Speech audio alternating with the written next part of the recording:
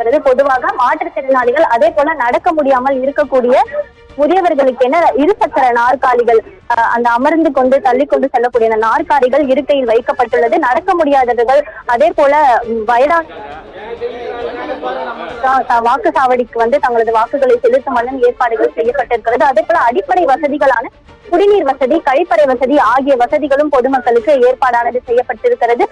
ஏற்கனவே கூறியது போல பெண்களுக்கென பிரத்யேகமாக பிங்க் நிற பூத்துகள் அமைக்கப்பட்டு அந்த பூத்துகள் முழுவதுமே பெண்கள் மட்டுமே அங்கு பாதுகாப்பு பணியில் ஈடுபட்டு வருகின்றனர். அங்கு பெண்களுக்கு முன்னுரிமை அளிக்கப்பட்டு வாக்குப்பதிவானது நடைபெற்று வருகிறது. அதே போல அங்கு இருக்கக்கூடிய பெண்கள் மட்டும் இல்லாமல் பிறரும் அந்த இடத்தில் பிங்க் நிற பூத்தில் வாக்களிக்கலாம் என கூறப்பட்டிருக்கிறது. தற்பொழுது ஸ்டெல்லா மேரிஸ் கல்லூரியில் வாக்குப்பதிவானது சரியாக 7 மணி அளவில் தொடங்கியது. மத்திய சென்னை தொகுதிக்கு உட்பட்ட வாக்காளர்கள் தற்பொழுது ஸ்டெல்லா மேரிஸ் கல்லூரியில் இருக்கக்கூடிய 4 பூத்துகளிலும் தங்களது வாக்கை செலுத்தி வருகின்றனர். அந்த நேரடி காட்சிகளை தான் தற்பொழுது நாம் பார்த்து வருகிறோம் பானு.